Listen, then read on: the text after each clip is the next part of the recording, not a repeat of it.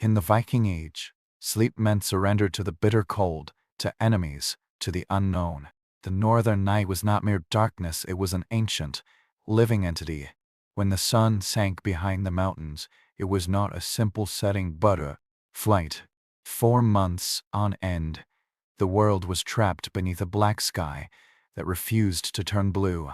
Seas froze into mirrors, and forests stood silent under their own weight. Inside the longhouses where people huddled for warmth, time itself seemed to hold its breath. To close your eyes, he required courage, for sleep was not rest, but adventure. Every Viking knew the cold could steal a life between dusk and dawn. Haughty heat drained away, as if taken by invisible hands. Sometimes, come morning, the hearth fire would be out, and one among them would lie still, lips frosted, eyes reflecting the rafters, breath turned to ice dust. They called it a frost's mercy, a death without struggle, without sound. Families lay close together under thick furs, the air thick with the smells of smoke, damp wool, and the sour scent of fear. Beside them lay animals, goats, dogs, sometimes even pigs, their breath sickening with the humans sharing the dark. Each body was a bulwark against death. What bound them was not affection, but survival. Outside, wolves moved silently through snow deep enough to swallow sound. Villagers imagined their yellow eyes watching from the tree line. Any noise, an icicle falling, a beam creaking, could be the start of something no one wanted to hear. But they believed that when the world grew this quiet, the dead began to walk. They whispered of Dr. Augustin, the restless dead who woke in the longest winter nights to visit the living. For protection, people placed iron blades by their beds. They said, iron startled ghosts. In the dark, every sleeper was both flesh and a battleground. Time was measured by fire. The old Norse had no clocks, there was no light but the hearths. When the flames burned low, the night grew deep. When the embers died, the world ended. In midwinter, darkness stretched for 16 hours or more. Lying awake in that silence, you could hear the world shifting, the crack of timbers freezing, the whisper of snow creeping over the roof, the drip of ice melting from Tamina's warm breath. For those months, courage was measured in heartbeats. They feared not only what wandered outside but what rose within. Dreams were not imagination but messages. Blood dreams meant battle, bear dreams meant death, water dreams meant a true tale of one leaving, not to return. So, before sleep, families whispered short prayers, let the fire live, guard my breath till morning. What mothers hummed were lullabies of warning, not comfort. Sleep soft, child, lie still. Tonight the frost waxed the fields. When darkness lasted 16 hours, people did not rest, they descended into trance. Sleep split in two, the first sleep and the second sleep. Near midnight most would wake. They would rise halfway, stir the coals, speak softly, or sit in wordless silence. Some prayed, some wept, some stared at the smoke hole as if it were an eye. In this gap between waking and dreaming, strange things happened. Men spoke of seeing on a less shadows move, women murmured words they didn't know, farmers claimed they heard gods breathing between the rafters.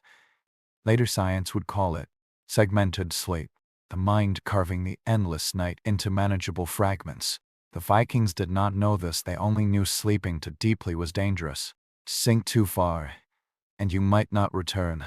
So they trained themselves to hover, listening even in dreams. Imagine that world, no hum of machines, no light but the pulse of flame. Outside, the sky burned with the northern lights, green and red streaks unfurling like cloth in the void. They said it was the armor of fallen warriors, still fighting above the clouds. And this curtain moved. Children covered their faces, afraid the dead would follow their gaze down to earth. Even grown men would look away. When the sky lit itself without fire, it meant the gods were watching. In that perpetual twilight, sleep was sacred and sinister. Dreams were not private property, they belonged to the gods and to fate. The word for dream, draumr, and meant more than a dream, it was an omen. To ignore a dream was to insult the Norns, the three sisters who wove the threads of life. Every morning began with interpretation, not labor. Husbands and wives asked each other what visions they'd seen. To forget a dream was to risk offending fate itself. And always, the fire needed tending. For sleep, logs had to be added, coals stirred, embers buried, coaxed to live till dawn. They called the last glow the heart. Fit died, shame followed. A house without fire was a house the gods had abandoned. In some places, the last awake would whisper to the fire, as if to a living thing, guard us while we rest. Perhaps they were not wrong. In that dark, the glow of a single ember really was like a watching eye. How was the dark outside empty? Though wolves drew near, bears sometimes sniffed the outer walls. People believed. Shapuserus walked among them those who wore fear until it turned them beast. Dream of a wolf, and you risked becoming one. So bone miners carved charms hung above sleeping places, and small iron hammers of Thor lay by the bed. Even the brave slept lightly. Every night was a test of them. To lie down was to defy nature, to close your eyes was to trust the fire, the gods, and each other. Sagas tell of warriors who trained to sleep standing, spear in hand, as half-minus open, ears alert to the smallest sound. Their restlessness was not involuntary, but intentional. Too much fear led to madness, to little invited death. Survivors learned the balance: 3 calm breaths, 1 alert breath, repeat until dawn. There was no comfort, but in endurance there was peace.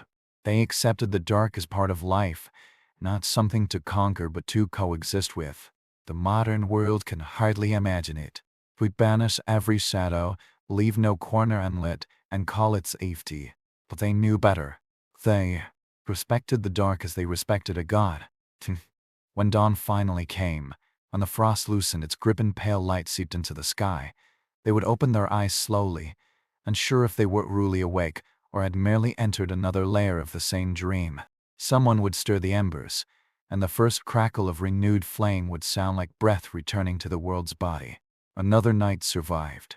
Another tiny victory over eternity.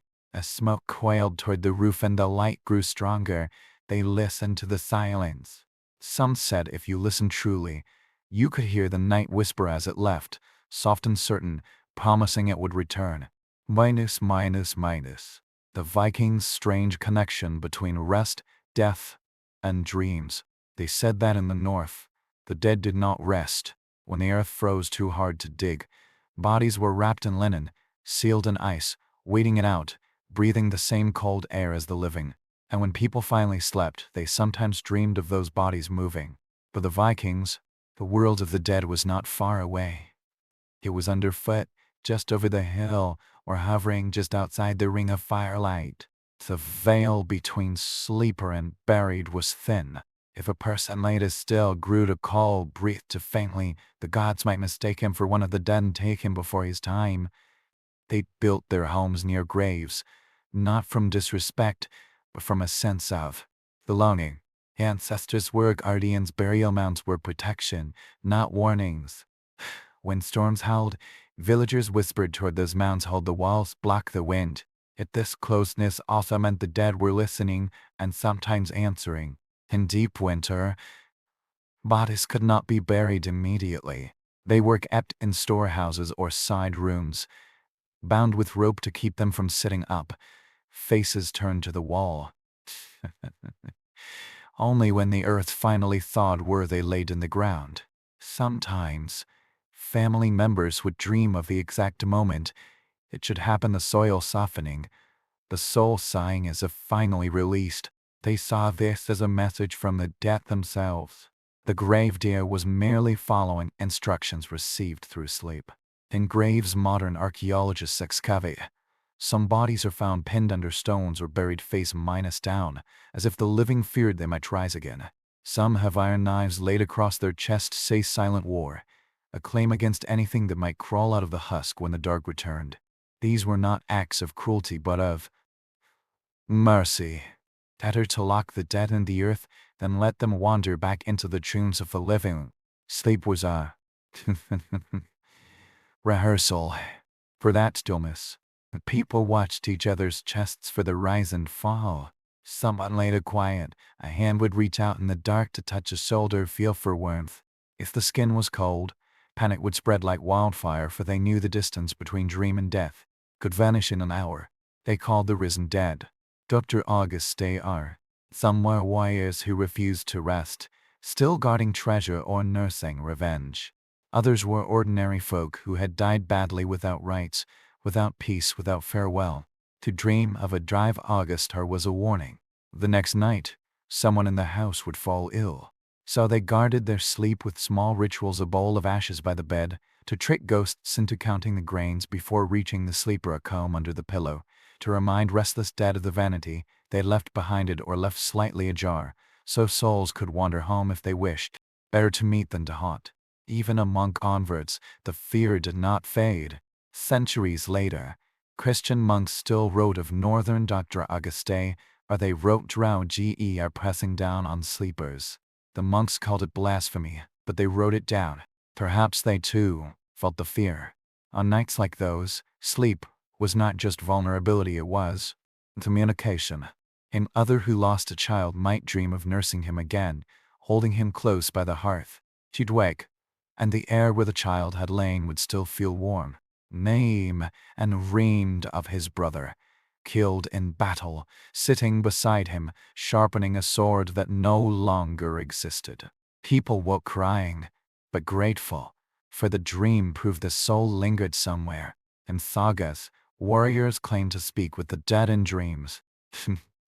One said his fallen comrade visited, warning him not to sleep on the shore that night. He moved inland, and a rockfall crushed the shelter where he'd meant to stay. Another story tells of a woman whose dead husband told her in a dream a stolen heirloom was hidden. In the morning, she dug where he pointed and found it. For them, death was not silence. It was just another room in the same house. So, sleep was seen as a door. Each night they lay down, they crossed the threshold between the world of the living and the other side. Before closing their eyes, they called out the names of ancestors, lest they be mistaken for strangers at the start of the dream. Young learned early to respect the boundary. A careless sleeper might invite an unwanted guest, yet the body still craved rest. Believer or not, the mind would drift. When exhaustion finally overcame fear, they surrendered. Dreams came, faces pale as moonlight, voices calling from under frozen soil, arms reaching out not to harm but to remind. In the morning, the living told each other what they'd seen. Sometimes the dreams made sense, often they did not. But all believed meaning was there, like roots hidden under snow. Archaeologists now find traces of this belief in graves. Some have benches carved inside, for the living to sit and visit. A few showed races of food, bread, honey, meat left to rot beside the dead, an offering, or perhaps a meal shared during a quiet conversation before burial. They believed the dead could hunger, and that the living might one day need the same kindness. Sleeping wrapped in such belief was both comfort and terror. Each breath was a promise to wake, each dream a reminder that one day they would not. But they did not see it as tragedy. Death was simply another form of rest. Sagas record warriors saying before a fight, "I will sleep soon. If I wake in Odin's hall, so be it." Rest was always linked to return. Perhaps that is why they slept so soundly. After all, when the cold itself was a voice in the mind. What was most unsettling was not the fear of death, but the fear of being left by the dead. They believed love could make a grave restless. When someone died in winter and could not be buried, their soul lingered in the house like an echo of a voice. People swore they heard footsteps by the door, or the creak of a bed where the corpse had lain. A widow might wake feeling her husband's hand brush her hair, or the familiar weight of warmth beside her. No one screamed, they only whispered, "I know. I am waiting to." Sometimes these visits lasted weeks, ceasing only when the body was finally laid in earth. In sagas, this is not described as horror, but as fidelity. The line between love and haunting had not yet hardened into fear. In an old Icelandic account, a woman dreamed her husband returned from his burial mound every night, sitting by the fire. They said nothing, only stared into the flames. She taught the village siras, and the old woman said he comes because fire forgets no face. Keep the embers bright, and when the nights grow shorter, he will leave. The widow did so, never letting the fire die. One morning, he did not appear. Modern readers might see grief, hallucination, trauma, but the Vikings saw communication, teia, a bridge between breath and stillness. They had no Christian concept of haunting. The dead were not trapped, they were simply close. This proximity shaped their burial customs. They did not hurry death away, they conversed with it, prepared for it, honored it, dressing a body. Every motion mattered. Close the mouth lest the breath wander, cover the eyes lest the soul get lost, fold the hands in submission. Then, before sealing the grave, someone would call the deceased's name 3 times to remind the soul of its identity. Without memory, the dead had no peace. Even graveyards were chosen with care. Chieftains in high mounds, kin buried near fields, infants by the door, places the living would still pass and remember. Walking past a grave was not something to avoid but a way to stay connected. The earth was not a wall but a conversation.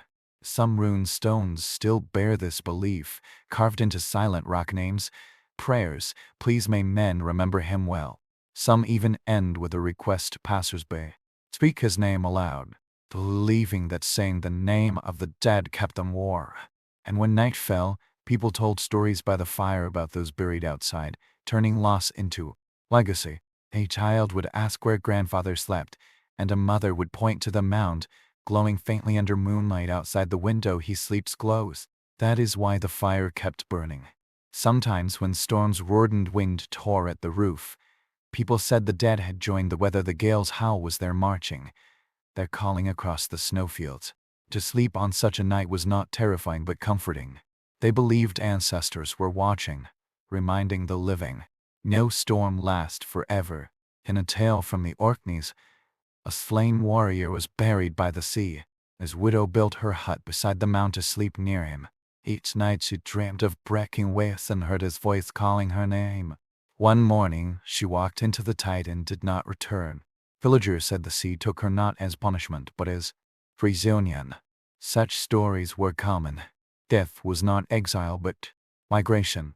The dead moved from the warmth of the hearth to the warmth of the soil. To sleep beside them, to dream of them, was to stay part of that cycle. He had a word for this piece. Ifure contacta soi extended here, meaning not just rest but balance. State where nothing was lost, only change. And the living slept and dreamed of the dead. They believed that night achieved FRIR. The world was whole. The lines we draw between life, death, and sleep, they deliberately blurred. They knew both began with the same gesture, closing the eyes, surrendering to something larger. One was temporary, one eternal, but both required trusting that dawn would come in some form.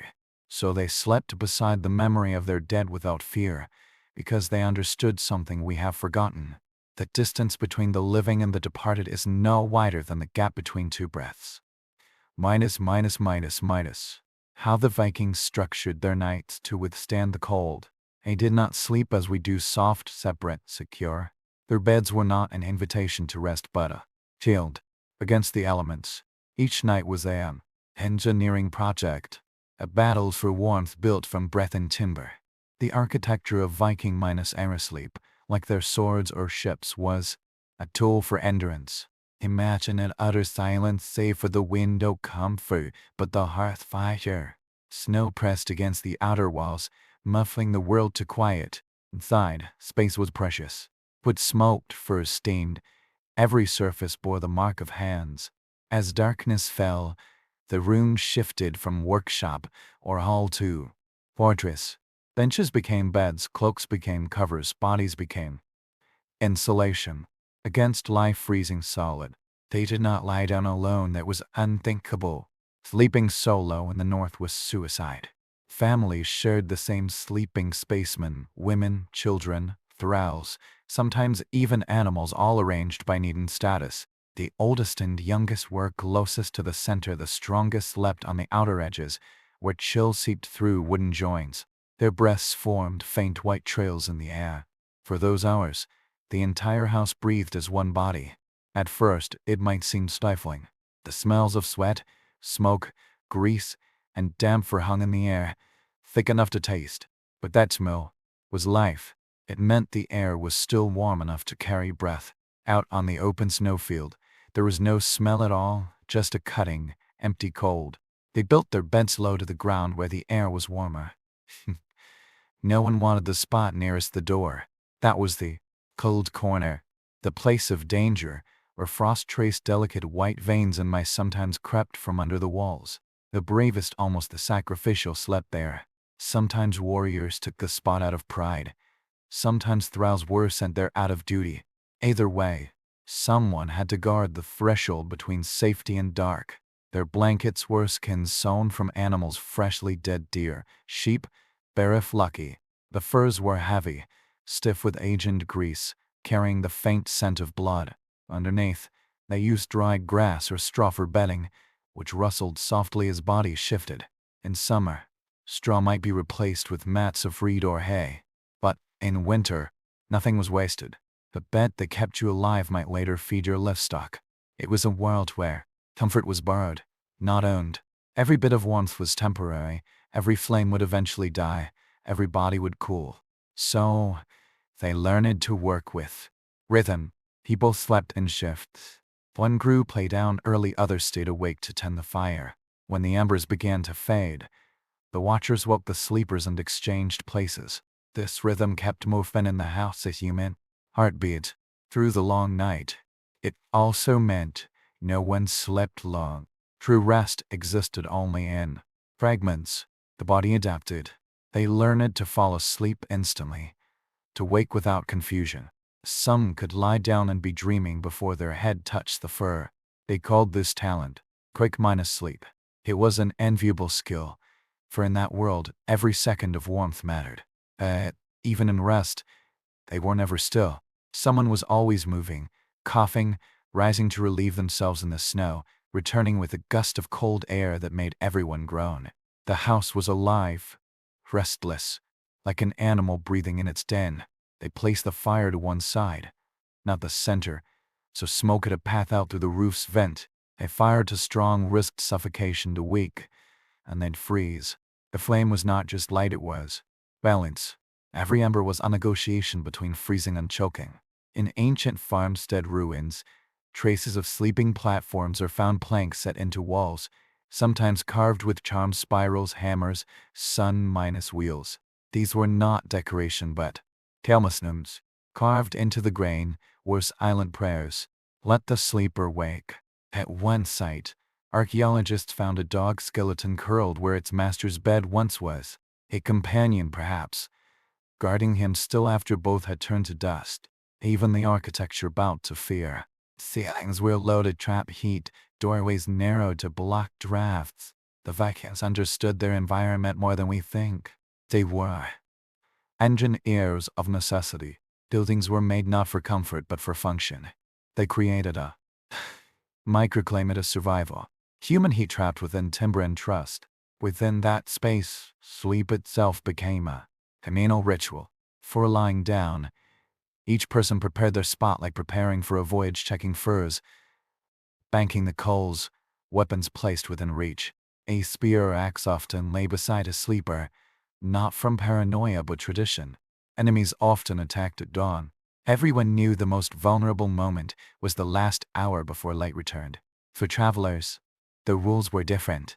Strangers were placed on the outer edge, closer to cold and risk. Hospitality was sacred, but so was caution. A guest could be kin or could be a curse. So they offered bread, ale, and the spot by the door. Sleep well, they'd say, but they never turned their backs until the guest's breathing was steady. Sometimes, when storms howled and wind tore at the walls, people sang softly, matching the rhythm of creaking timbers. The songs were not lullabies but incantations to soothe the wood, to remind it not to split. The rhythm of their voices matched the rhythm of their fear. In that world, sleep was always temporary. Was never a guarantee. The Vikings saw it as a pact with something ancient, a truce between life and death. I closed my eyes for a moment. You wait until dawn. Yet despite the fear, they found beauty in it. Poems in later sagas speak of lovers lying together as snow fell outside, how the silence felt like a blessing. One fragment reads, "The house breathes with us. The dark holds its breath." Even then, they recognized survival itself is sacred. Unexcavated sleeping rooms stood blackened, every surface, rafters dark, walls slick with tar. Yet in the ruins, small carvings are sometimes found hidden behind planks, faces of gods, protective runes, small crosses added centuries later as Christianity spread, layers of belief built into the timber, pagan prayers overlaid with Christian hope, all asking the same thing. One more morning, when dawn finally broke, the sleepers stirred as if waking from a single organism. The air grew thick with steam from melting frost. Children yawned. Someone stirred the fire. Smoke rose and clung to the ceiling like a ghost unwilling to leave. Then they began to talk slowly of dreams, of sounds, of who snored too loud or stole the best fur. The architecture of their sleep, as simple its purpose, was profound. What they built was not comfort but community. They endured the dark by becoming one. In a land where cold could erase an entire village, in one storm, warmth was the closest thing to holiness. The hearth fire crackled again. Someone laughed, the sound roughened human against the endless wind. For a moment, before work began and the weight of day returned, the people of the North simply existed, alive, breathing, safe. They did not conquer the night, but they endured it. And in the world they built from timber and courage, that was enough. Minus. Even the smallest detail carried meaning. The way the wood joined, the way the walls breathed, everything was designed to be full of memory. The old Norse didn't just build houses, they built vessels for life. Every beam, every nail was a promise of endurance against cold and divine indifference. Some nights, when storms were like beasts outside, the walls themselves seemed alive. Timbers groaned as if speaking, answering the wind's howl with voices of their own. The people inside did not fear it, they whispered back, treating the house as a living ally. They touched the walls beside them and murmured, "Hold." The building was not separate from them, it was a companion, one that ate smoke, breathed out warmth, and shared the burden of survival. You could tell a family's wealth by the sounds of their night. The poor slept in near minus silence, their fire just a whisper, furs stiff with old salt minus, what the rich slept to the low crackle of oak burning, the hiss of oil lamps, the faint chime of charms hung near the hearth to ward off spirits. But even the richest still lay shoulder minus to minus shoulder. In the North, sleep held no privacy, only layers of breath and body. The air inside was thick, sometimes hard to breathe. Smoke hung low, leaving a haze that stung the eyes but softened the light. It blurred faces until everyone looked like their own ghost. Yet that haze was protection. It coated everything, the ceiling, the cracks, the silence with warmth. Children learned to sleep half minus coughing, half minus smiling, for the sting meant safety. Archaeologists at Borg found the imprint of woven mats on a longhouse floor. Small stones were found arranged in circles, bases for oil lamps that sat beside sleepers centuries ago. It's easy to imagine those circles glowing faintly in the dark like constellations scattered across a wooden sky. Each lamp was a private sun, guarding its cluster of dreams. Before lying down, people performed small, significant motions. A mother shook out furs to release trapped ice, patted the straw flat, traced a protective rune, often Algiz, shaped like a forked tree on the beam above her family's heads. A man tested his blade one last time, not for battle but to be sure alertness was still possible. Then the fire was banked, the room darkened, and silence fell like snow. In that closeness, human voices became music. The rhythm of dozens breathing, turning, sighing created an almost hypnotic, trained harmony. Time could be measured by it. Old women said they could tell who was sick or dreaming just by the change in breath. When a baby cried, the whole house adjusted. A mother rose, others helped. The fire was turned up. The heartbeat of the community regained its rhythm. Outside, the dark pressed harder. Walls shuddered. Snow slid off the roof. Wind clawed at the door. Yet inside, warmth grew like a pulse. Sometimes travelers from the south wrote that entering a Viking house was like stepping into an animal's body, hot, loud, alive, pungent. You could feel its heartbeat in the fire. There was a strange intimacy to those nights. Waking, you might see the outline of a stranger's face inches from yours. Athrol, a cousin and Abraham, feel no fear. Survival had erased such distinctions. In sleep, all were equal. The cold didn't recognize bloodlines, and neither did exhaustion. But this closeness could also be dangerous. Fire and air were eternal enemies. Too much wood could choke the room before anyone woke. Too little, and they'd freeze before dawn. The balance was delicate. One heartbeat's mistake, and a whole family might not see morning. Though they taught children early to listen for the shift in sound, the subtle turn from safe warmth to smothering heat. There was a quiet heroism in that alertness. Every night was a negotiation with death, and the building itself was the language of that truce. The beam above you, the fur beneath you, the glowing ember near your face, all were saying the same thing. Live till dawn. When they woke stiff and sore but still breathing, they did not marvel at their endurance. They simply rose, shook out the furs, added fresh straw, and began again. Because survival was not victory, it was daily. And every nail, every plank, every quiet act of care was a prayer carved in wood. Minus. When the Vikings believed the night could reveal fate itself, they did not dream as we do. For Vikings, a dream, DRAUMR, was not a spark of imagination but a messenger. Sleep was not an escape from the world but a door into its other side, a battlefield where fate revealed its plans. Closing your eyes was entering a realm where the gods could reach you, and not everyone they touched was blessed. The word dream itself held power. To speak it was to acknowledge that what you saw in the night mattered. The lines between dream, vision, and prophecy were thin, almost meaningless. Aim and dreamed of fire and woke preparing for death. A woman dreamed of running water and could expect either birth or funeral. In sagas, dreams were not metaphor but evidence. Kings postponed raids because of them. Wives wept when husbands spoke of wolves. Seers were those who could read the night correctly, who could listen to the gods without going mad. They believed the soul could leave the body and sleep. Carried by Odin's ravens or the spirits of ancestors eager to talk, it would travel the 9 worlds. These journeys were dangerous. The soul could get lost and not return, leaving an empty husk. So before sleep, some tied a thin string to their wrist, a symbolic tether, to remind the wandering soul where home was. Northern dreams were heavy. The long dark pressed on the mind until thoughts twisted into shapes half minus truth, half minus God. A fisherman might see the sea wave at him, like an arm a mother might dream her child covered in frost and wake to find the hearth fire dying. For them, there were no coincidences. Stories tell of people getting warnings from the dead in dreams. In one saga, a warrior dreamed of his blood-soaked brother standing at the foot of his bed, saying only don't go to sea. He ignored the dream. The next morning the ice cracked under his ship and swallowed him.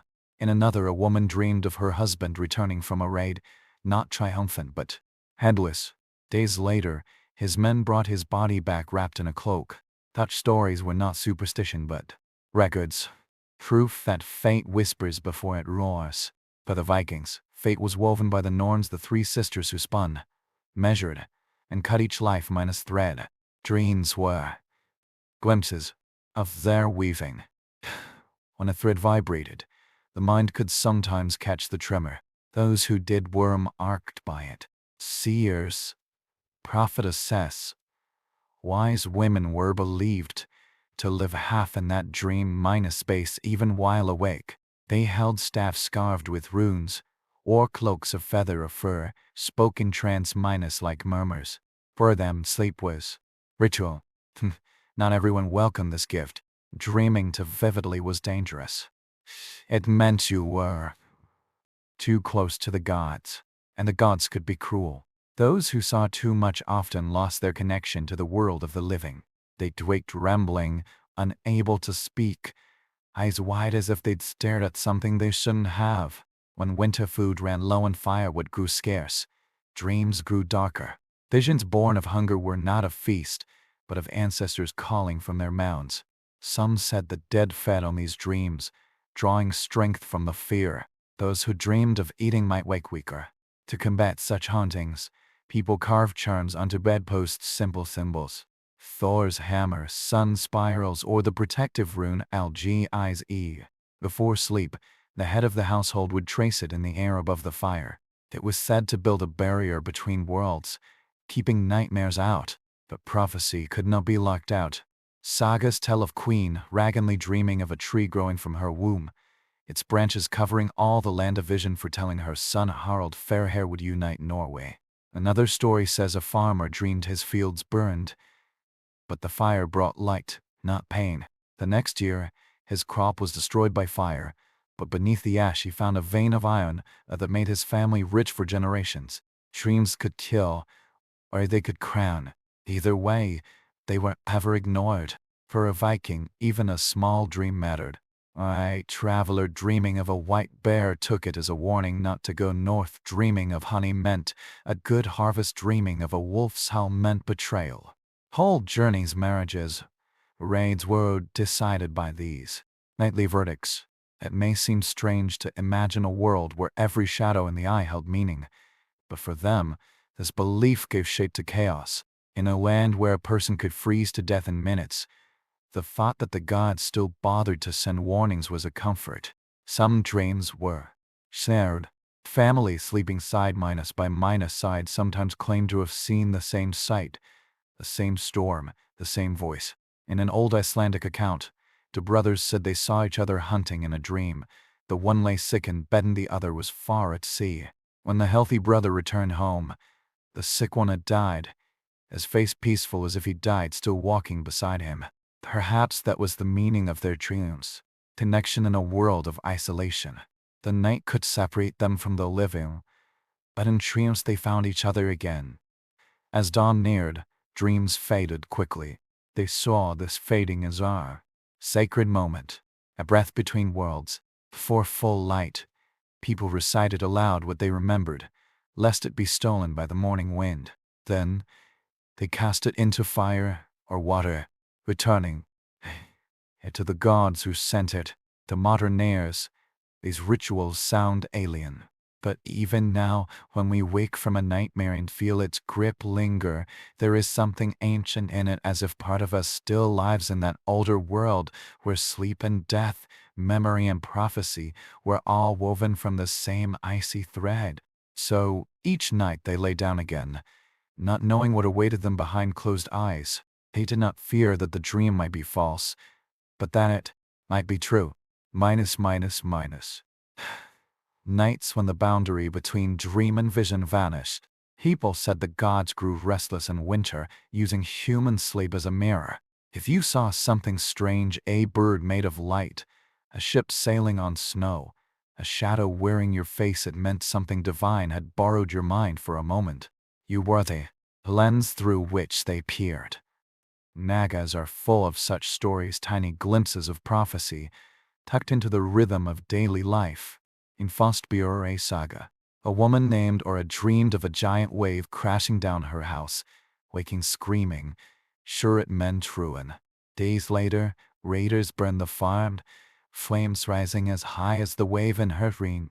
In Laxdiola saga, a man dreamed of a golden falcon perching on his hand. Elders said it meant he would gain power but lose peace.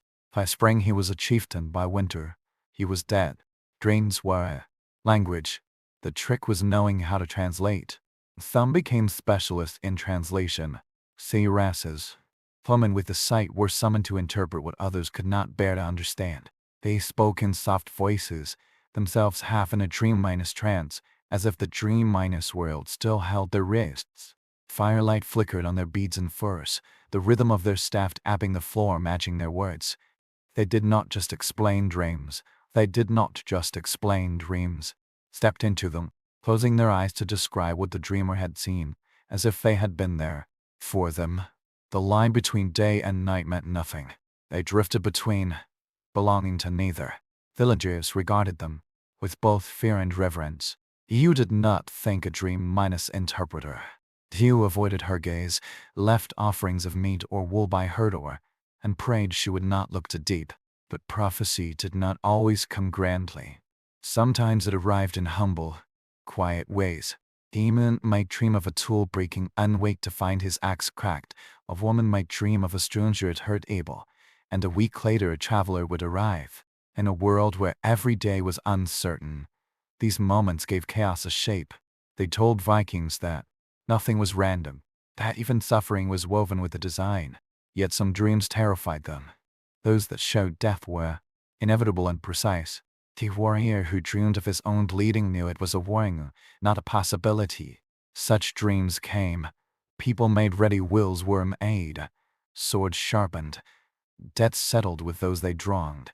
They called it listening to the Norns. To ignore a death minus dream was to insult fate itself. In one account, a farmer in Ningvald dreamed his sheep spoke to him, "You will drain us soon." He laughed at the absurdity. A month later, a blizzard buried him in his pasture. The flock was found alive, standing on the snowdrift where he'd fallen. Thus that the gods had kindly warned him, he just hadn't listened. Modern scholars might call it coincidence, pattern minus making psychology. But for the Vikings, belief itself was protection. Taking dreams seriously was respecting the world's order. The gods favored those who paid attention. Perhaps they were right, for even now the human mind follows the same ancient rhythms. We dream to process fear, to see what waking life refuses to show us. The Vikings simply had the courage to call those visions real. They did not dissect dreams, they lived by them. Sometimes, dreams saved lives. In a saga, a woman saw a figure standing outside her door, dripping seawater, hair tangled with ice, calling her husband's name softly. She woke him, insisting they move their boat farther inland before dawn. By morning, the tide had smashed the harbor wall. Every boat was lost but theirs. The story was passed down not for what it proved, but for what it reminded. The gods never stopped speaking, only humans stopped listening. Then they lay down again after such a dream. They did so without fear. If death came, it would not come unannounced. The Norns had woven it into thread, smoke, and sleep. The Vikings had only to read it, live it, and when the time came, rest in it. For them, prophecy was not about control but about to see fate and accept it. That was the highest wisdom. Perhaps that is why they slept so soundly. After all, when the cold itself became a voice in the mind, minus, minus, minus. When the silence of the northern long minus winter itself began to speak. There are nights in the north when the world stops making sound altogether. All far so thick it swallows every echo, scream into the wind, and your voice vanishes before it reaches your own ears. In that silence, something in the human mind begins to change. The Vikings called those winters, Fimbul winter, the great winter, the endless one. It was not just a season but a state of being, test of the soul. Sagas said it would come again before the world's end, when wolves would swallow the sun and seas would freeze shore to shore. But for those who endured the northern night, the apocalypse was already familiar. It came every year, when the sky refused to brighten and the air grew heavy with frost. Inside the small houses, there was no sound but breathing and the soft hiss of the hearth fire. Ears ached for something, a human voice, a footstep, even a bird. But snow buried every sign of life. When people spoke, their words felt foreign too loud, hitting the silence like stones dropped into an empty well. Some said the silence itself was alive, seeping in from the mountains, creeping through cracks, settling on the skin like invisible frost. It had weight, pressing on the mind until thoughts began to echo. Children grew restless, adults distant, faces pale not just from lack of sun but from the silence gnawing at them. In such isolation, people began to hear sounds that weren't there. The mind, craving noise, made its own taps, twig minus snaps, heartbeats, whispers curling from the corners. The Vikings believed those whispers belonged to spirits, sometimes ancestors, sometimes the land itself. They said silence was the other world's way of speaking. The later travelers' accounts describe old Norse families burning herbs or animal fat just to make a crackling sound, to break the spell of the quiet. Others sang, not for joy but from fear of madness. A house too quiet was a dangerous thing. When a man sat alone by a dying fire, staring into the embers too long, people whispered he was listening to the frost, and soon the frost would begin to listen back. In the endless dark, even time changed texture.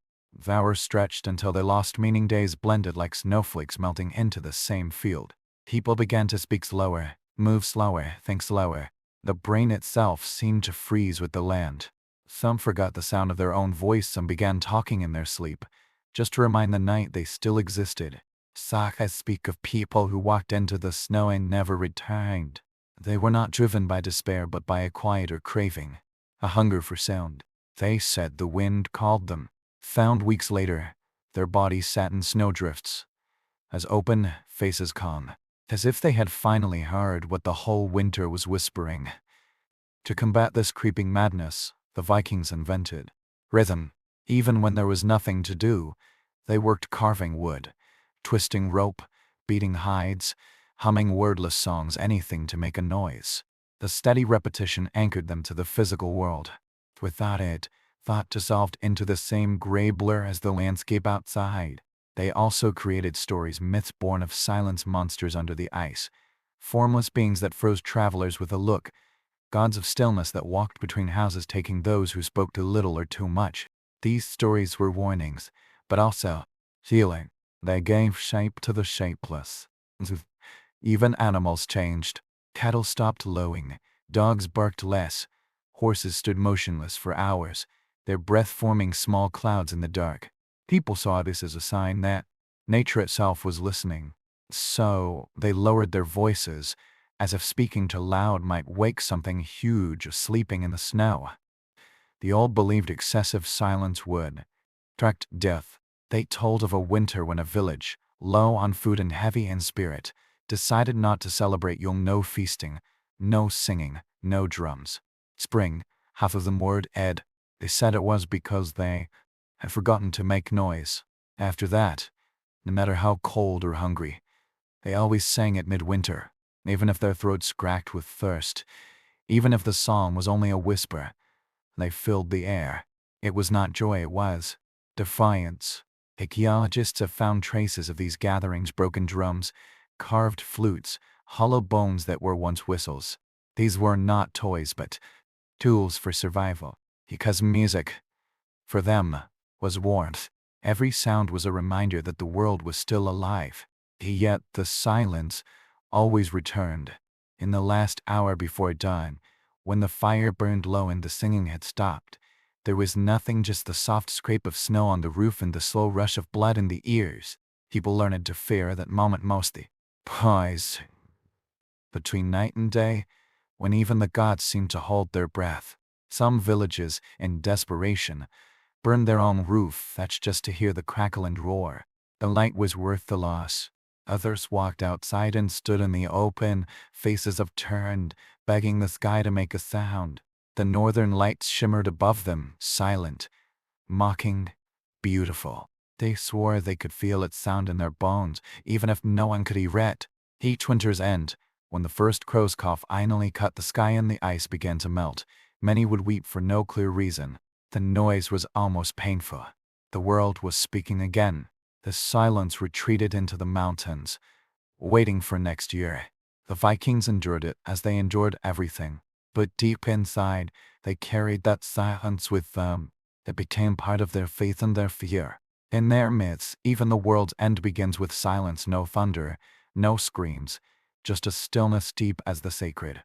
Perhaps they were right, for in that kind of silence, stripped of warmth, sound, and comfort, they faced the naked truth of existence. Between every heartbeat there is a pause, and in that pause resides both power and peace. Minus. The keepers, those who stayed awake to listen to the dark. Every village had one, the man or woman who stayed awake while others surrendered to sleep. Not a warrior, not a chieftain, just the one chosen to keep watch. When the night pressed its seer to the walls, the Vikings called them night-watchers. To take the duty was both an honor and a punishment. It meant you were rusted, and it meant you were alone. Their task was simple: keep the fire alive, doctor off wolves, and listen. Yet what they listened for was not always human. The north was too vast, too empty, to trust only flesh moved under the snow. When the outside world froze solid, sound could travel for miles. A crack in the ice could echo like a scream. Night-watchers learned to tell the difference between shifting timber and footsteps, between wind and whispers. They sat wrapped in furs by the hearth, eyes half-closed, one hand on a knife, the other on a fire-spoker. Firelight danced on their faces, etching under racing lines of fear. At first, the silence seemed safe. Then it began to breathe. Some said they could hear voices in the wind, not words, but shapes of sound that coiled around the eaves like smoke. Others claimed the fire spoke, its hiss repeating like a forgotten language. A few went mad from it. They said the dark was calling their names. No one ever questioned a night-watcher who refused another turn. They knew what the dark could do. In the oldest settlements, the duty rotated, every able adult taking one night a week. But as winters grew harsher and stories darker, volunteers grew fewer. People began to say that once you heard the night clearly, it never stopped following you. The wind would find you in your dreams. So they began to choose their watchers carefully. Some believed women heard whispers better. The mind was softer, closer to spirits. Others insisted only men had the strength to face what came from the woods. In truth, it had little to do with strength and everything to do with endurance, the will to stay awake when every part of the body begged for rest. Sagas mention these watches. In Fostbjörn saga, a man named Ngim is said to have kept watch for 12 nights straight, claiming if he closed his eyes, the house would collapse. When he finally fainted, the main roof being split in two. The story was passed down not as proof of magic but as proof the night had to be respected. Sometimes watchers reported figures moving in the snow, not human, not animal, something in between. He described them as shadows that breathe. No footprints, no sound, just the dark moving of its own accord. Come morning, there was nothing but smooth, unbroken snow drifts in the watcher's own pale, sunken eyes, red from tears never shed. Staying awake that long changed a person. The mind began to split. Sounds grew sharp, shadows twitched. Watchers started seeing faces in the fire, movements in the smoke. Some claimed to see ancestors looking back. A few even spoke with them. There were practical reasons for the role too. In villages where raids could come any time or beasts sprawled close, a wakeful guard meant survival. He was the first to see torchlight in the distance, the glint of eyes in the brush. But practicality couldn't erase the spiritual burden of the duty. Everyone knew that facing the night meant facing more than enemies. They were not small rituals to survive the quiet, keep the fire talking, poke the logs each hour so the crackle never died, whisper your own name now and then to remind the dark you belong to the living. Never stare too long at the snow, the mind would make something stare back. Children were warned not to approach a watcher during his duty. He was half between worlds then, listening to things they shouldn't hear. If a child woke and saw him by the fire, they were told to stay quiet. The watcher's ears did not belong to him in those hours. Sometimes after a long night, villagers would find strange marks. Outside the house, spirals carved in frost, or circles of melted snow, as if something warm had stood there, watching the watcher. No one tried to explain them. In one Icelandic tale, a woman kept watch while her husband was away. She claimed to hear footsteps circling the walls for hours, slow and heavy, dragging through snow. At dawn, she followed the trail and found the footprints began and ended at the same spot just outside the door. No approach, no exit, as if something had walked out of the dark to listen, then stood still and vanished. Night-watchers rarely lived long. They aged quickly from winters without sleep, faces lined, but they were respected. When a watcher died, his body was given the honor of a warrior's pyre. People said he had fought a different kind of enemy, the kind that came when the fire ended. In some graves, archaeologists find finger bones stained with soot, as if those hands had spent a lifetime turning logs in the quiet. Beside them lie small rusted iron tools, perhaps a poker or a hook. No swords, no shields, just relics of endurance. A line from a late saga poem captures it best. The watcher guards the long night, and so guards all. The night minus watcher carried the weight of everyone else's dreams. He stayed awake so others could surrender. And when dawn finally came, he was the first to see it, the faint blue seeping into the black sky, that thin light crawling over the snow. He would sigh, shake his head, whisper thanks to the gods for another morning. The others would wake in warmth and laughter, never knowing what had circled them in the dark. And the watcher, eyes swollen and heavy, would crawl into the pile of furs and finally sleep, not deeply, not peacefully, but enough. Because in that world, sleep was not a gift but a reward. And for those who listened to the dark all night, it was the only reward that mattered. Midas, Midas, Midas. First hour, you see the house still remembers human voices. You feed the fire and it answers a soft hiss, a low crackle. You sit with the poker across your knees and tell yourself you're only listening to wood, not to wind, not to dark. The second hour, the sleeper's breaths braid into a single rope of sound. Close your eyes and you know who is where: the panting child, the old woman breathing like a tide, the hunter who holds his breath too long then lets it out like a secret leaking. You test the coals with the iron tip, bury new wood in ash until its edges glow red like teeth in a closed mouth. The third hour begins when the house stops settling. No new creaks between beams, no rustle from someone turning in the straw below. Everything holds its breath to see if you can. Your ears are wider than your skull. You hear rice melting and dream Ines forming, tiny crystals falling from the eaves, each one a fingernail on stone. You look up at the thought of footsteps. You talk to yourself without moving your lips, names of gods, then names of the living, then names of the dead. Not a prayer but an anchor. Words to keep you inside the body. When the mind tries to wander, it trips on a name and comes back. Every night has a moment when your eyes make a shape in the corner, a loke hung on a peg, a bundle of fishing nets, the form of a person, standing too still. You don't look directly at it, because you know it will resolve into what it really is and then turn back, and you'll have to decide which was true. Instead, you feed the fire. You listen to the coals make a sound like rain trapped under skin. Outside, something shifts in the snow. Not movement. Wait. The dark leans in. You feel it in the door minus plank, a faint tremor deep in the grain first, traveling into your wrist where your palm rests against the wood. You lift the latch slowly, count to 12 without opening.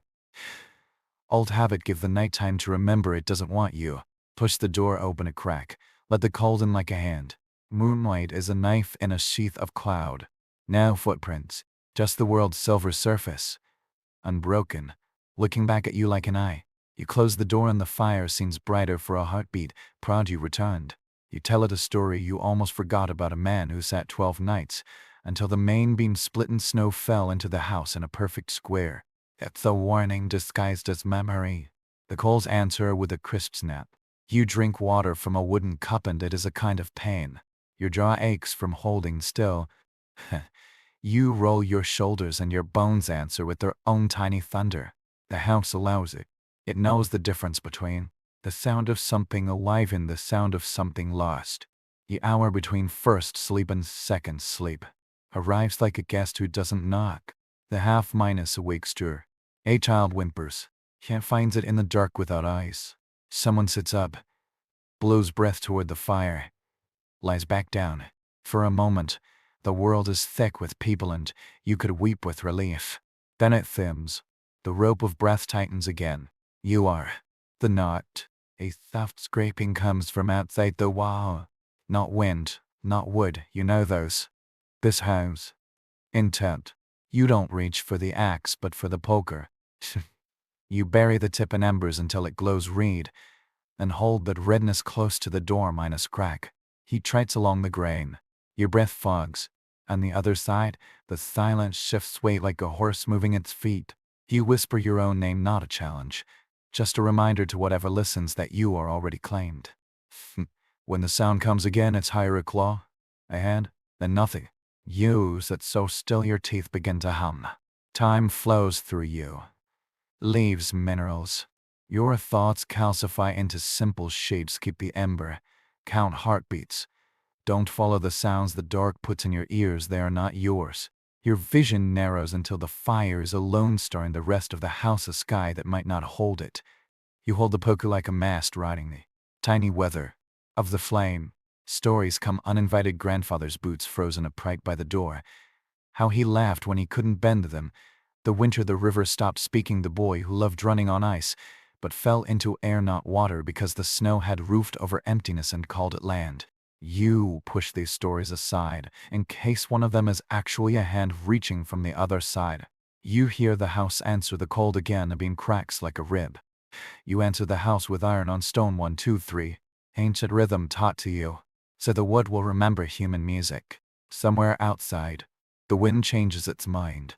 It turns from tooth to tongue, from bite to murmur. The door stops leaning. Your wrist forgets its prophet's work and goes back to being a wrist. The last hour, always a trade. You pay with thoughts you didn't want to think, promises you didn't want to make. Let them breathe, you offer. Take my sleep tomorrow or the night after or next week. Take the laughter I would have had when the fish run came. This time leave me the fire. The dark is a market with no stall minus keepers, and yet you feel the price accepted. An ember brightens a feather's width. You know dawn is near before any color shows, because the silence loses weight, becomes distance instead of pressure. A rope of breath loosens. Someone sighs, and the sound is like summer. Frost on the beam above the hearth turns from hard white to wet, remembering the word drip. You tilt your head and the house tilts with you. When blue finally weaves in through the dormouse crack, you feel it in your throat. The night unbinds. You rake ashes with the poker's blunt side, and underneath the coal opens its reed eye and looks at you with recognition. You feed eye to twig. It accepts. The flame grows like a decision. They're waiting. Names answer. The count is whole. Someone laughs the laugh of someone who is nothing and everything. You set the poker down like putting a child to bed after holding it too long. Your hands are black, your eyes rough from ghosts. Night minus watchers always look older in the morning, as if the dark pressed its thumb into the clay of your face to see if it would hold its shape. You crawl into a space still warm from others. You don't so much fall asleep as fall through yourself. And as you fall, you hear the day begin its noise with splitting, ice broken for water, a voice telling a story of sounds it didn't hear. The dark lingers at the edges of the room, polite now, already turning into memory. As before it goes, it says your name the way wind says the name of a hill, which is to say it doesn't. You answer anyway, but only in your mouth. You have listened to the dark and kept it secret, that it is smaller than the ember you guarded. How a flame once stood between life and the end of the world. Minus. It treated fire as a living god. It breathed. It ate. It demanded attention. In the north, letting it die was almost a sin. Betrayal of every ancestor who ever survived the dark. Every household's fire was inherited from another, passed by torture, call from neighbor to neighbor, village to village. In deep winter, there was no making fire, only passing it on. They called it ancient fire, but the word meant more than flame. It meant warmth, light, spirit, life. Fire was a guest that needed feeding. It slept lightly like a child with nightmares, and if it woke angry, it could devour everything. People saw it last at night, first in the morning. A single ember was enough, a glowing heart, buried in ash, surviving the long silence of sleep. If that ember died, someone had to risk walking through the night to another house to borrow fire. Sometimes the journey was short, sometimes across frozen fields in a biting wind. A man could lose fingers shielding the spark in his hands. He would do it, because without fire, There was no dawn. The role of fire minus keeper was sacred.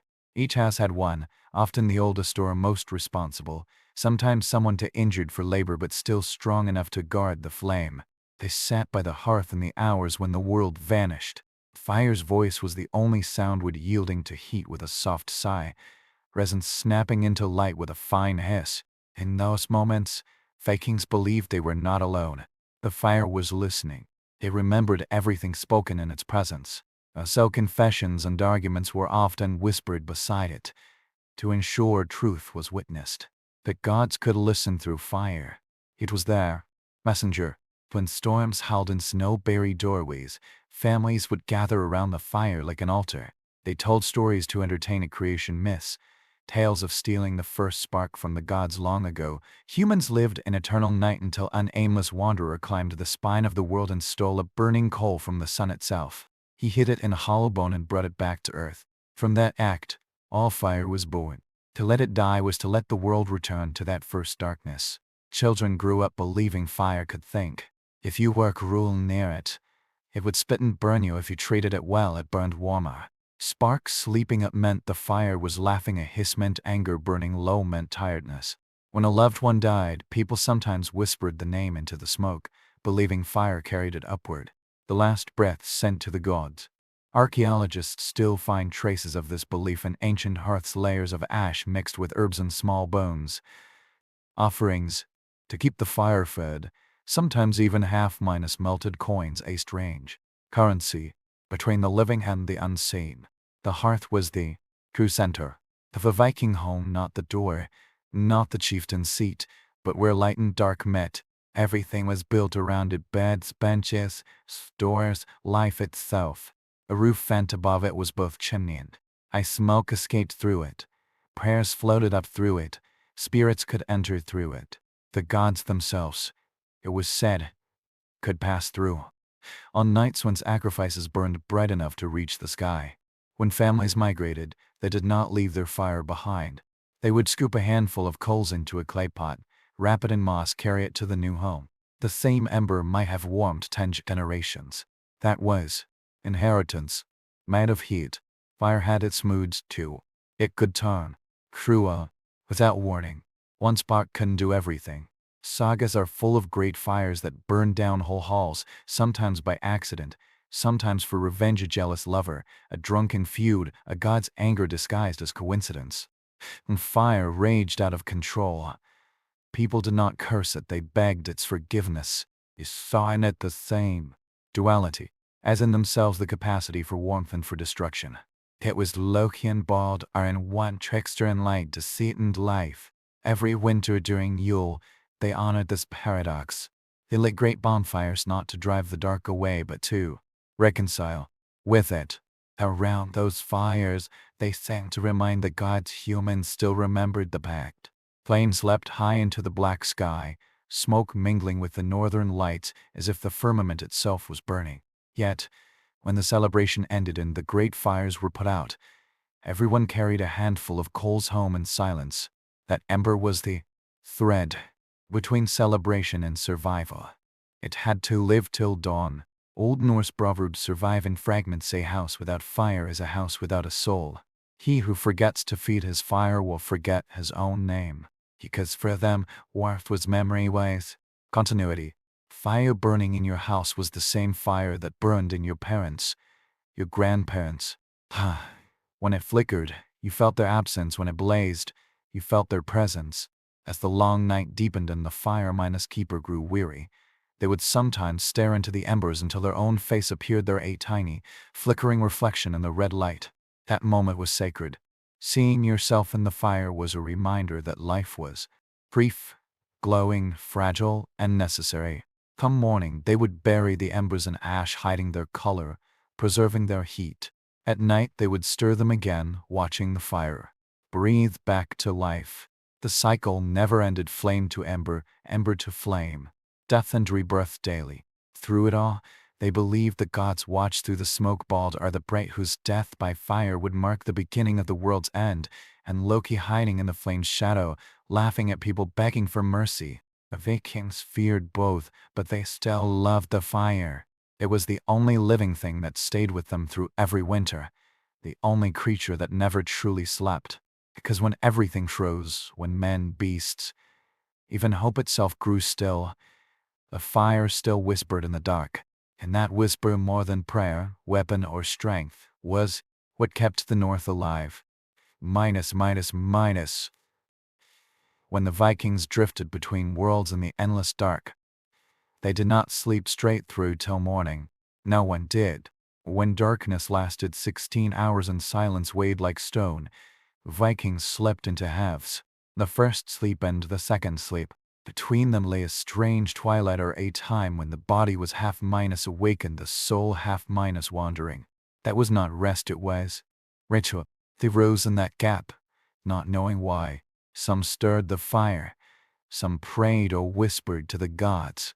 Lovers sought each other in that soft half-minus light. Parents checked their children's breathing. The world seemed suspended between death and dawn. In those moments, their minds were like open doors. They said dreams, spilled out of the rain, unfinished visions looking for meaning. No one feared waking. It was expected. They believed the gods spoke most clearly then, when sleep had loosened the body's knots, but not yet released the soul. The Norns could pull a person's life minus thread in that hour, flash what might be coming. If you saw a face, a fire, a road, it was advice, not accident. By then the hearth fire was low, buried in ash.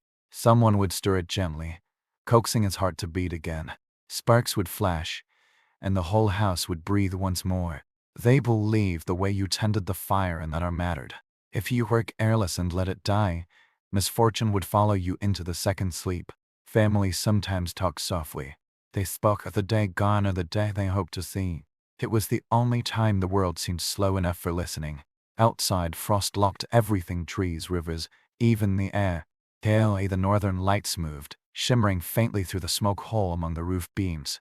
Children were told that if you opened the door in that hour, you might see shades. Walking, not frightening ones, but familiar shapes, ancestors stretching their legs before returning to their mounds. The veil between the living and the dead was thinnest. That was when you could thank the spirits for guarding you through the long night, but you must never follow them outside.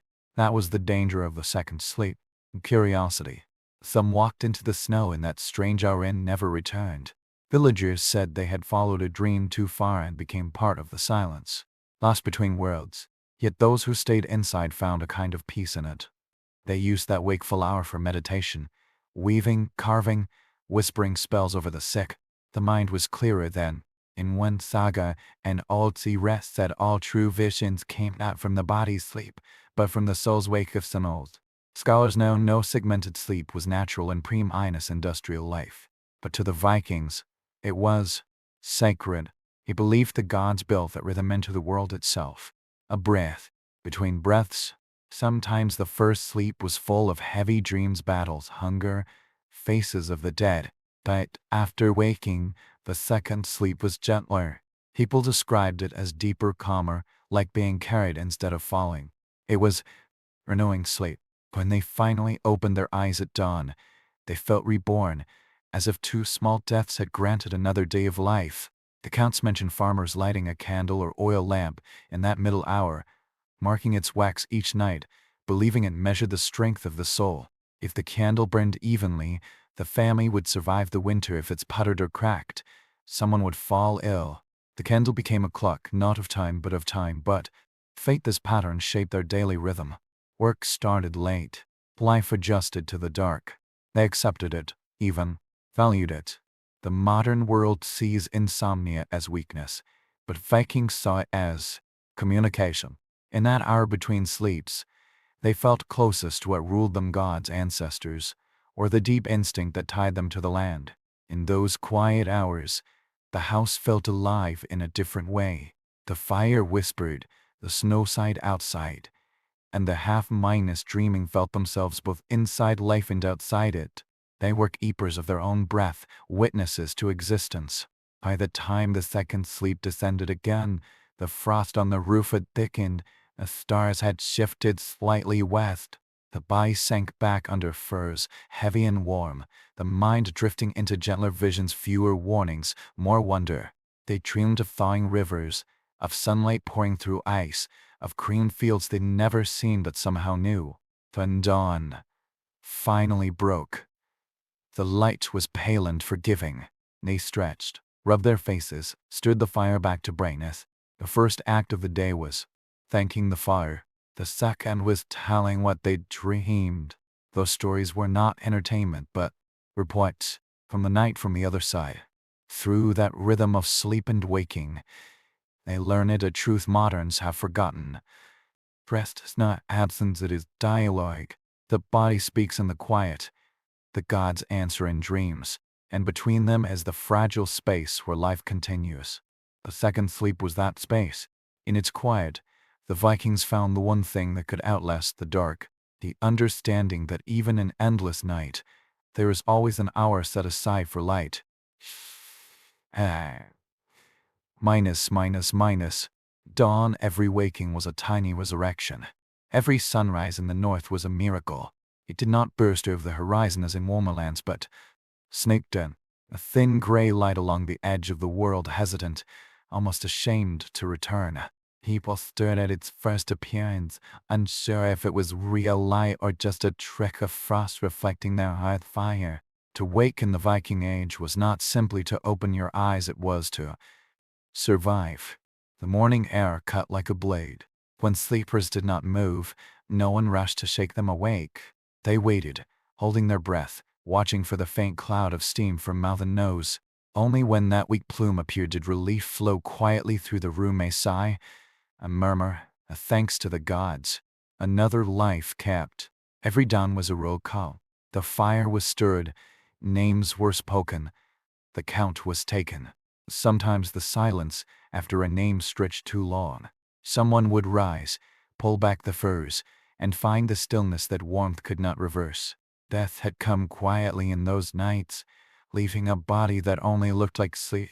The living carried it out into the pale light, laid it under snow until the earth thawed. Then they returned to work without words. Yet survivors greeted the morning not with fear but with how the first blue light was sacred. It touched soot-minus blackened walls, glittered in frost crystals on the beams, turned the air from gray to gold. Vikings called this time Dagmel. Day. Moon. To step into it barefoot was to feel the world reborn. They believed dawn had its own spirit. Dagar, the bringer of light. Songs were sung for him before work began, not hymns, but quiet greetings. Welcome back, gentle one. We still live. Even animals joined in. Dogs stretched, cattle groaned, crows broke the silence with that first rasping caw that was almost a laugh. After so many hours of dark, color itself felt strange. Snow turned from black to blue, sky from iron to silver. People blinked hard, eyes watering at the brightness. Children laughed and stumbled outside, feet sinking into glittering drifts. Even the air smelled different, less smoke, more the scent of ice and clean wind. But morning also meant reckoning. The fire had to be rebuilt, tools thawed, water fetched from holes in the ice. Vikings met the new day with labor. Their gratitude was practical. The first sound after dawn was the clang of ironwood splitting air, flint striking. The world was moving again. They ate what was left from the night. Before dried fish, cold broth, crumbs of bread frozen hard. Every bite was a reminder life persisted not because of plenty, but because of plenty. Persistence itself. Even with the light's return, the memory of dark clung to them. They carried it in their bones. People spoke more softly in the morning, as if afraid to scare the sun away. Children were told not to cry until the daylight filled the house. The night is still listening, a mother would say, touching their cheeks. Dawn had its rituals in some places. The first act was opening the door wide, letting the cold rush in a gesture of respect to the outside world, acknowledging that even in its cruelty, it had spared them. In others, families threw a pinch of salt or ash to the wind, thanking the invisible hand that turned the earth back toward light. Some mornings were harder, the wood-pile to low, breath to shallow, grief to fresh. On those days, dawn was not comfort but a reminder that survival demanded another day's effort. That night would be back soon. Yet even then, they stepped into the cold, because to hide from the light was too dishonor the dead who could never see it again. First real sunlight finally touched the snow. It scattered into brilliance, fragments of gold on a white world. Faces turned toward it instinctively. Even old men who'd seen 100 such dawns would whisper a sharp prayer under their breath. Light on the skin felt like forgiveness. It said, "You are not meant to go yet."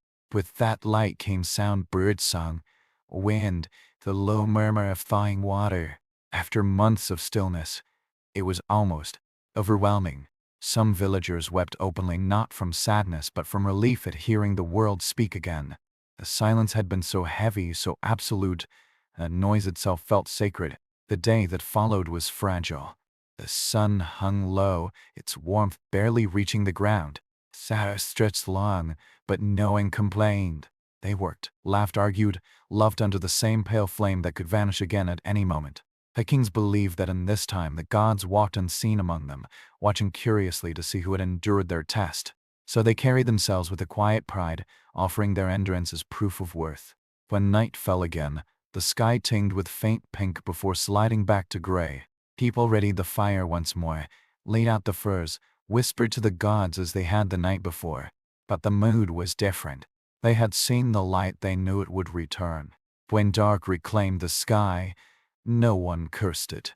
They accepted it like an old guest. The night was no longer an enemy, but part of the same cycle that made the morning precious. For the Vikings, dawn was never ordinary. It was resurrection. Tiny and daily. Every sunrise that when no saga could. You survived. You are still part of the story. Minus. Perhaps they slept more soundly precisely because they faced their fears more honestly than we do. For them, every night was a rehearsal for death, a quiet surrender, a letting go. Vikings did not hide from the dark. They built their lives within it, made peace with it, listened to what it said. They understood something our modern light has made us forget.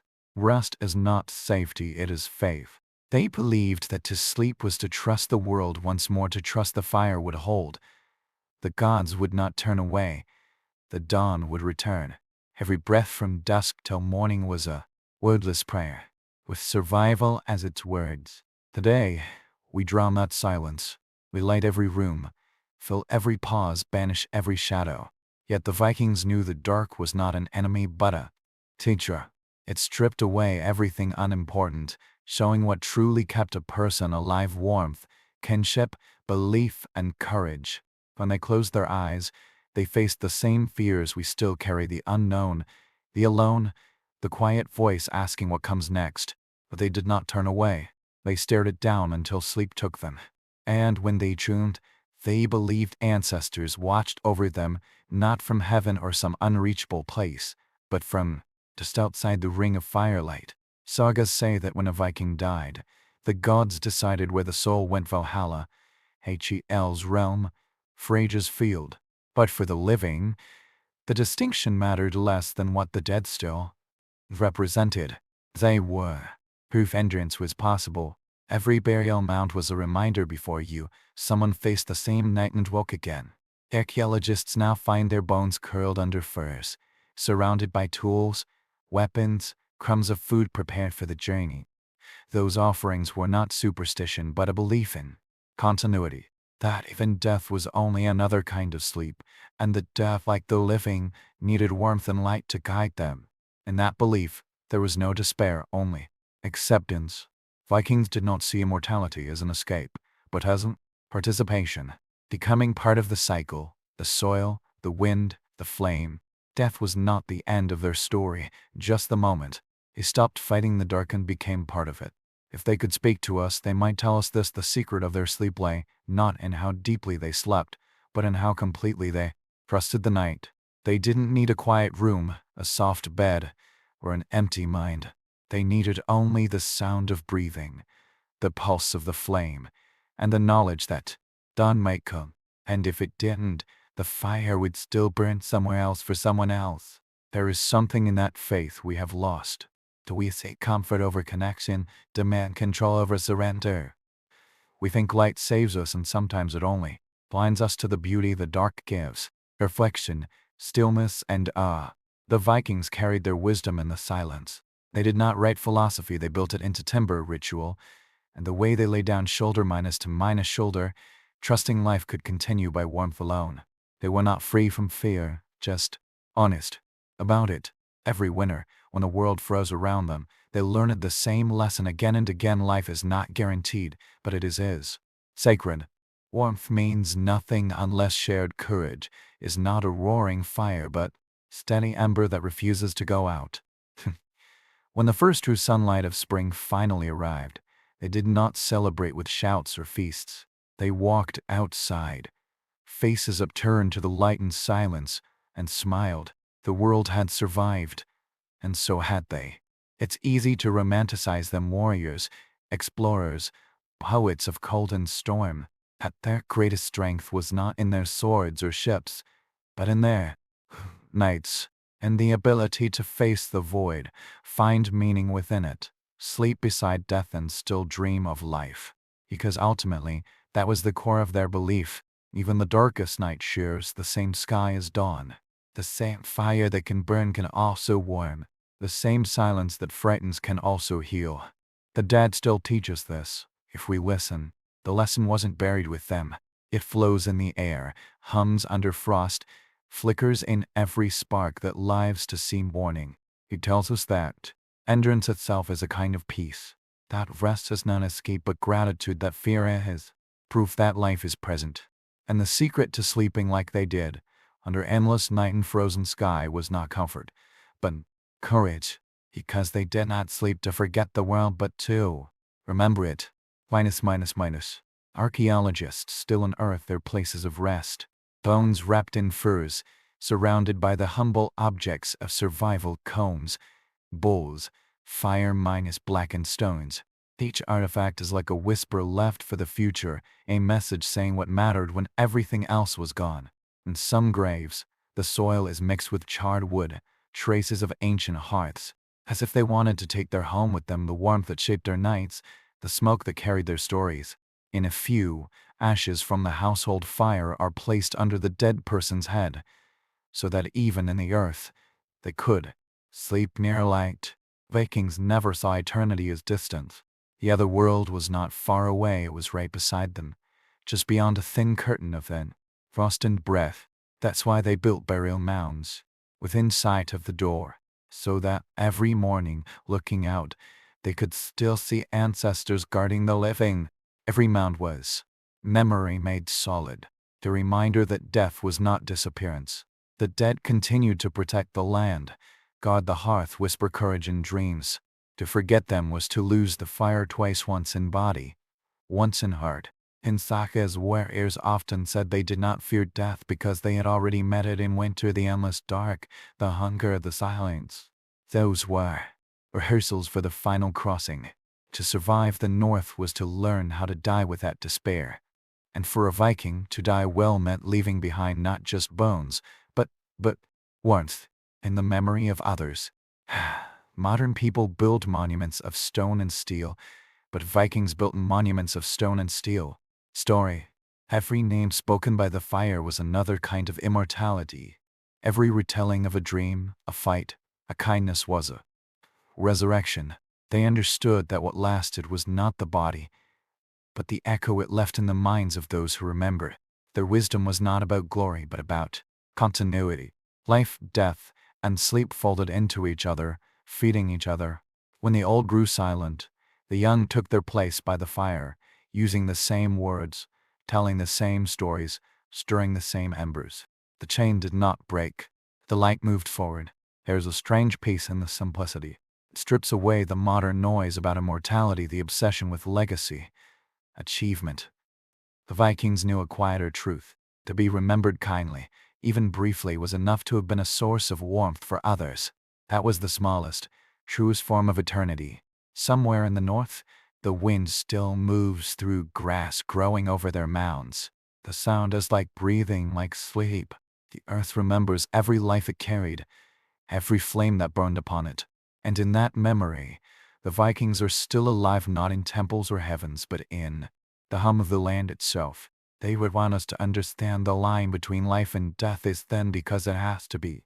Without that thinness, the world loses meaning. Child would have no warmth to measure itself against. Night would have no dawn. So when we think of them, these people who slept with fear as a blanket and courage as their fire, we are not looking back. We are looking into a mirror made of time. Their struggle, their peace, their faith, it all still lies within us. Because what the dead still teach us is simple. To survive is a kind of prayer. Every breath in the dark is sacred, and the warmth you pass on is the one thing death can never take away. Minus, minus, minus. The quiet victory of waking and the embers still burning inside us. The world is still dark when you open your eyes. The fire is only a pulse under acid im red heart, breathing slow, patient, ancient. You listen. No wind, no movement, just the steady silence of survival. Somewhere in that stillness, you realize you have witnessed another morning. This is all the Vikings ever wanted to wake. See that faint blue on the horizon, know they had endured another night on a land that tried daily to erase them. Someone stirs beside you, a breath, a soft cough, a whisper of life. Frost on their roof beam softens, melts into drops that fall and hiss when they hit the coal. Outside, the light begins to return, thin as smoke. You rise, pull your cloak tight around your shoulders, kneel by the hearth. The ashes move under your hands, soft and cool, but it's their heat, faint and stubborn. You feed it straw breath, a sliver of wood, and for a moment nothing happens. Then a flash, a tongue of gold licks the air. The fire is reborn. That act, that simple resurrection, meant everything to them. It meant the night had not won, that the gods had not turned away. In that instant of returning light, they saw proof of everything their world believed. Even in the most endless dark, there is always something waiting to be rekindled. They did this every morning, every winter, for centuries, the same motion, the same breath, the same whisper to the fire. In the north, the past never truly passed. It repeated itself like a heartbeat into flame, always beginning again. The Vikings understood life was a fragile rhythm that could stop at any moment. So, they built their courage in small acts, feeding the fire, mending the cloak, watching over another's breath. Those gestures mattered more than prayers, more than powers. They were proof of care, and in the cold, care was the only love that survived. Now imagine them stepping outside. The snow cracks, the sky tings pink. First light spills over the seam ice like meat poured out gold on silver. It touches their faces, and they close their eyes and smile, not knowing why. That feeling, the quiet of having outlasted the night, is what we have lost. We wake to alarms, not gratitude. We rush, swipe screens, light the world until no dark is left. But the Vikings would tell us the dark was never the enemy. It was what made the light sacred. They would tell us the secret of endurance was not strength but rhythm, the steady rise and fall, the endless cycle of surrendering will. They trusted that rhythm. They didn't need certainty, only the faith that dawn would find them again. Perhaps that is what the ember means now, not just survival, but remembrance. It is the echo of every soul that ever tended a flame in the dark, of every life that refused to go quietly. It burns inside us too, even if we've forgotten it exists. The fire you see when you close your eyes, that warm pulse behind the eyelids, is older than you. It is the same light that kept the North alive, that guarded warriors, mothers, and children through centuries of cold and longhouses. It never went out, it only changed shape. The Vikings are gone. Their fires turned to ash long ago. But every time we strike a spark, light a candle, gaze at any light that pushes back the dark, we repeat their ritual. We remember them, and we continue them. So, let the light touch your face. Feel the warmth crawl into your hands. Listen to the soft breath of the world waking around you. You have outlasted another night. Your own tiny FIMBUL winter. Your own winter of silence and uncertainty. If there is a lesson in it all, in their courage, their fear, their sleep, it is this. The night is long, but it ends. The cold is cruel, but it teaches. And the fire, if you guard it, never truly dies. So sit by the glow a little longer. Breathe. Watch the light gather strength. Because this quiet, this warmth, this tiny miracle of survival is the closest any of us can come to understanding how the Vikings dreamed, how they endured, and how they learned to rest when the world around them never slept. Before leaving the hearth, you look at the fire once more. It's smaller now, just a web of orange threads in the gray. You can hear the soft hum of the world waking again outside, a crow ice cracking, the first drip of thaw. You reach into the ash, feel its warmth. It's a different kind of heat, now not fierce, not wild, but lasting warmth. The warmth of memory that clings to your skin like a living thing, unwilling to let go. And you realize every ember in history must have felt like this, the same faint glow that burned in longhouses, the same light that touched your ancestors' faces. You're holding the pulse of centuries. The Vikings would understand that feeling. For them, tending a fire was never a small thing. It was joining the oldest rhythm on earth: creation, destruction, renewal. The same rhythm that turns night to dawn, frost to water, silence to song. Every breath you took by the fire became part of that rhythm, as if the world was exhaling through you. For a moment, you imagined those who watched before you, the mother singing lullabies of warning to a restless child, the night minus watcher facing the dark with trembling hands, the warrior dreaming by the last fire before a battle. They are all in this light, not ghosts, but memory given form. You feed the last bit of wood to the coal and watch it catch. The flame rises, slow and graceful, like something remembering how to dance. Light spills over the walls, and for an instant, the house seems full again, full of breath, laughter, voices. Past and present overlap until they are one. That was their secret, and perhaps ours. Life is not measured in years or victories, but in how faithfully we tend to what is fragile. A spark, a soul, a story. And the fire you keep burning becomes the light someone else finds in their own dark. Outside, the sky is clear now, washed, pale, infinite. You push the door open, and the cold rushes in, sharp as truth, clean as a prayer. Smoke follows you out, winding upward into the new morning.